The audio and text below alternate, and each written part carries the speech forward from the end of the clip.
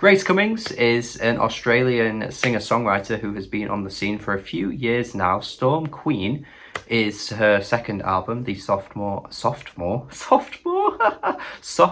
album from her. I will be honest, I didn't even know of her debut, so I'm gonna have to rejig myself and go back to that one because after hearing Storm Queen, I've got to be honest, this is a pretty great album. The first thing you will pick up on with Grace is her voice. I mean, I think the immediacy of how obscure and peculiar her voice is compared to many other singer-songwriters will definitely perk your ears up immediately, I think, in a good way, by the way. It's a really good thing because I think it makes her stand out. And I think this is the thing with singer-songwriters. If you sound, you know, maybe like a lot of other singers, or you have a tone that's pretty standard, sometimes you can get lost in the sea. It doesn't necessarily mean that your music won't be good or you won't be successful. I mean, that's certainly not true, particularly the latter,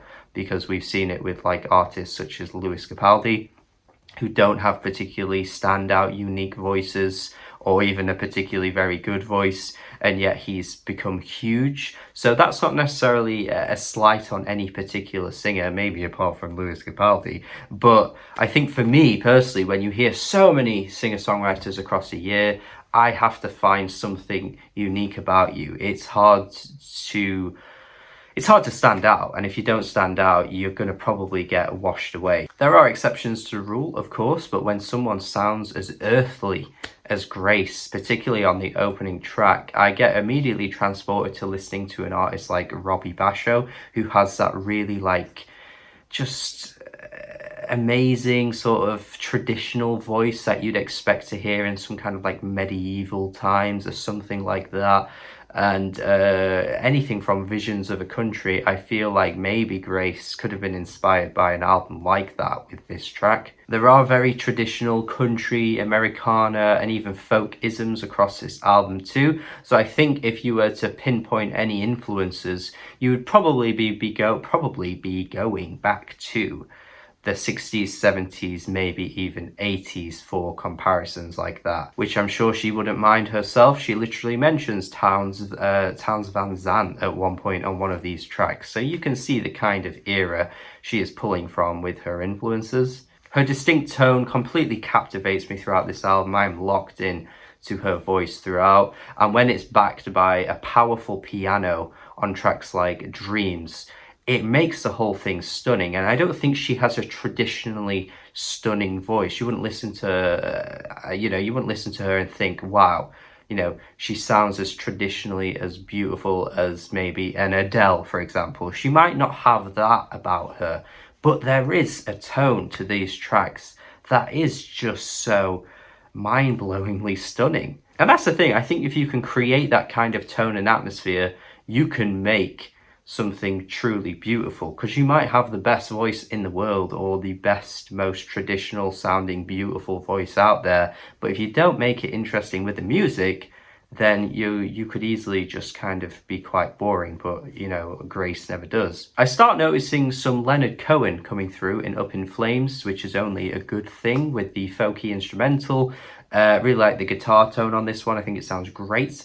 I think the reference to Kings and Queens is once again quite interesting, because she references that on the first track and sort of questions the existence of God on that one. And she once again brings it back up, and it seems to be a bit of a sort of theme of like, you know, putting people perhaps on a pedestal or something along those lines maybe. Raglan has the perfect tone between her voice and how the guitars sound, and her voice on this track actually sounds pretty haunting and even gothic in a weird, strange way.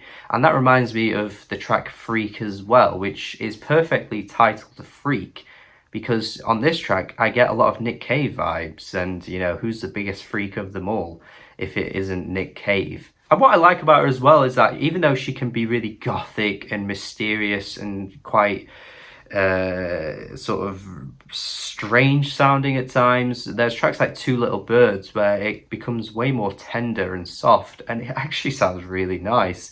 And she manages to pair the tone of her voice with the softness, and it doesn't sound like two sort of things jarring together or anything like that. It just really works. You would think she was British actually on the track On This Day in May, because she says at one point, there is too much weather outside. Outside there is too much weather. That is such a British thing to say.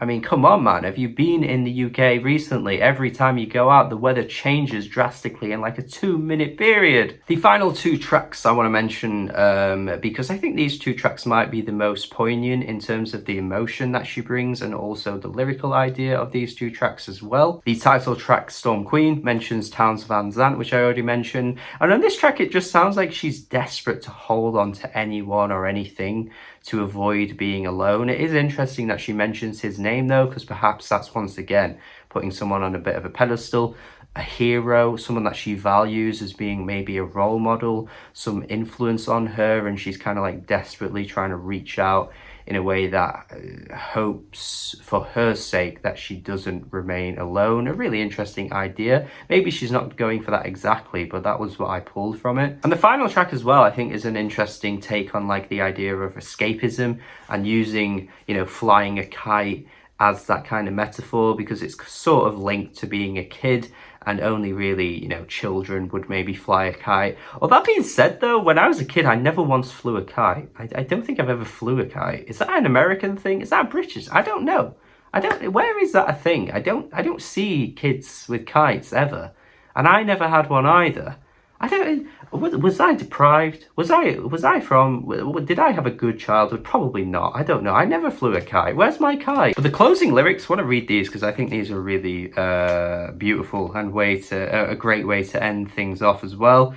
So I would never think to worry, and I would never feel any pain. I would lie my head on my pillow and dream of flying my kite again. I think that's a really powerful way to close things out, just to kind of escape everything and just think about those days where you could fly your kite. And also, by the way, the way she says the line, I would never feel any pain, there's like this growl that comes out of her voice.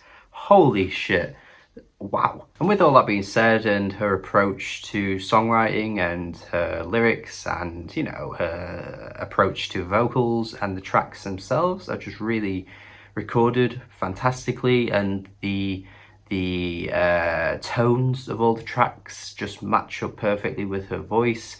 I think this is just a great album, to be honest. This is definitely one of the better ones I've heard so far this year. But yeah, this will probably go pretty overlooked, to be honest. It's not been talked about too much so far. It did come out in January, so I'm pretty late to it myself. But even still, I think this is a really good release from Grace.